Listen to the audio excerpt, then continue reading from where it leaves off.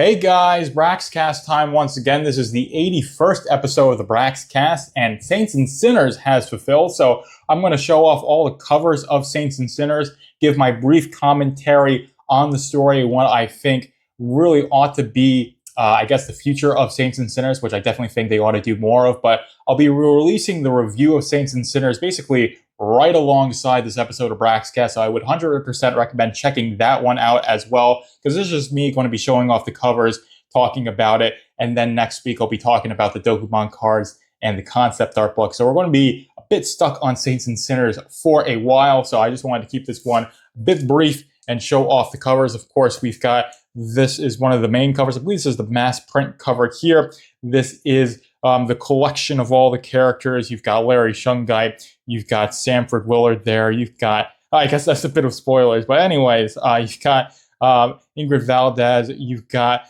looking like the Bone Guy character. You got so many of these cool characters in this collection of Saints and Sinners here. I definitely love this cover here. Fantastic cover, absolutely fantastic book, if I don't say so myself. Now, this is the Chasing Ghosts cover right here. Of course, Chasing Ghosts is Az's story. Heels versus Babyface is what he's known as. And I certainly love this cover here. It's a really dramatic cover. Absolutely gotta love when you've got scenes like this. And this is something that is very typical in American comic books, where the cover doesn't conform to what actually happens in the story. I can say after reading Chasing Ghosts, this is something that takes a lot of elements from basically everything that happens in the story. So it makes it an even better cover with that hindsight in mind. So next up, we've got the Bone God cover. And like I said in my review, the Bone God cover is a little bit of a weaker cover, I would say, or not weaker cover, a weaker story, I would say, just on the basis of it having just so much going on in so few pages. But I love this story here. It's like indicative of like an indie art cover here. It's like indicative of something you would see out of an Indiana Jones poster, right? And I would just absolutely just love the having this as a full-on comic. Graphic novel, Bone God, because there's a lot of really interesting ideas that get explored in that story. Next up, we've got Saints and Sinners. I got the Saints and Sinners cover of the Cross the Bear story by J. David. And it's a really interesting story. I love the intrigue that gets in. I guess I already kind of did spoilers for that, which I shouldn't have done. I apologize for that. But these are the cover artists. Of course, you've got Gina's Holiday on cover A, Will Conrad on cover B, Desmond White on cover C, Eju Souza on cover D. Cover E is Kanan White, which is the cover 4. That's the mass print cover. And there is a hardcover by Jeans Holland, which I do believe I did not pick up. So I'm not showing off the hardcover on this one, unfortunately for you guys, but I am showing off all of the other covers here as well. We'll just leave this one here for now. And then last but not least, this is I believe the foiled and embossed cover. It's a really, really nice looking cover. And this is, of course, the one last push cover. This is done by Critical Drinker. And you can see this is a story where someone puts a hit out on Yaira, and it almost works, except for one little push. That's all I'll say about this story right here. And like I said, really just wanted to show off all of the covers for Saints and Sinners, and then just give my little commentary. I really loved the idea of an anthology collection. Of course, I've reviewed a few anthologies in my day. I just put out a review for Power Trip.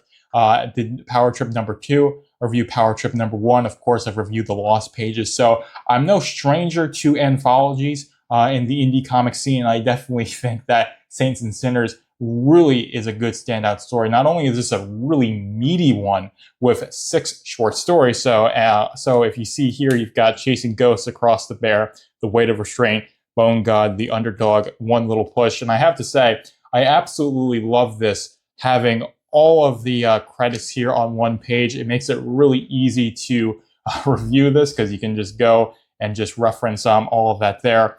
It's in that good order right there. So absolutely love this way it's formatted here. And again, it does have a nice feel of being a Rippavere'S book. And one of the things I do absolutely love is that not only is there this introduction that's typical of Rippavere'S, like an introductory letters from the Saskas. But each writer has their own little introduction talking about their intention for the story, why they wrote the story, and it does give a lot of character and charm to each story that is introduced, or each story in this book. So I definitely love that. So there you can feel the passion and the zeal for this book, or for the medium of comics that all of these creators have in every page of this book. And I definitely want more of that on that basis. And I think all of these stories are honestly justified in having in being expanded upon. But regardless of if that happens or if that doesn't happen, Saints and Sinners definitely ought to be an ongoing series. You can do a lot of experimentation with these collections, because in 15 pages, you can have teasers of ideas. A lot of these stories, especially something like Across the Bear or The Weight of Restraint, feel more like teasers rather than full-on stories. And while that would be something that you wouldn't want to do in a Ripazine, where you're focused on having that one short story, and that's kind of like selling the magazine a little bit, with Saints and Sinners, you've got, you'll have Saints and Sinners, I would say, this anthology. You have the other stories that help support it and give you that satisfactory experience in totality, even if one of the stories is going to make you feel like you're wanting a little bit more.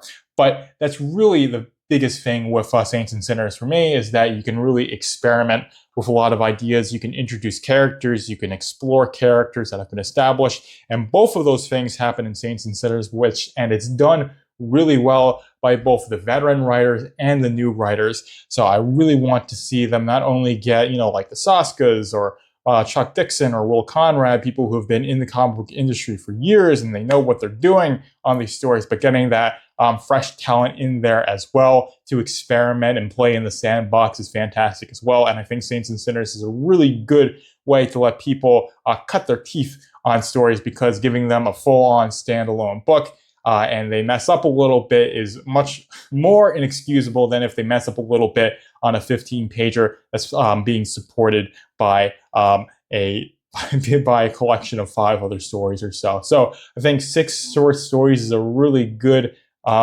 number, and each one of these being around 15 pages is also a really good page count, and it's definitely something that I want to see more of from the Rippavere'S. Not only is the title really good, the execution is really good. So I think having this as an ongoing series in the Rippavere'S is something that I'm really excited to see if they do that. And of course, with that number 1 in the corner, leads me to imply that there's going to be a Saints and Sinners number 2 and 3 and so on and so forth. But that's really all I have for you guys this week. I, don't want to go and do like the Dokumon cards, and I don't have the concept art book yet, but I will be getting that. But I wanted to just focus on covering the short stories of Saints and Sinners with mostly no spoilers. Sorry, I just kind of gave a spoiler right at the beginning.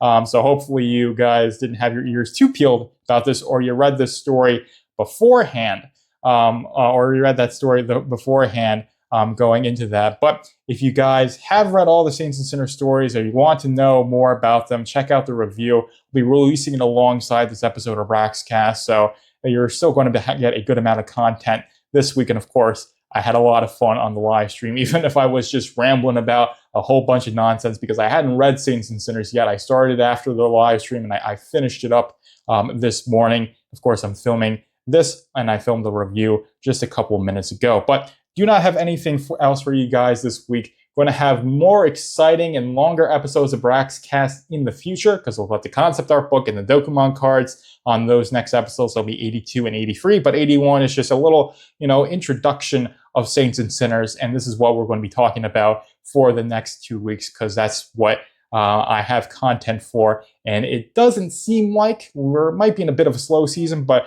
of course, I'll be talking about that regular old Rippavere'S news before I talk about the Dokumon cards and the concept art book, like I typically do if there's something to announce, but when I've got like a book or a pack of cards to go through. But that is just me talking about the future. You're going to have to wait to see what happens at those times. But for now, don't have anything else to say. Joker is out.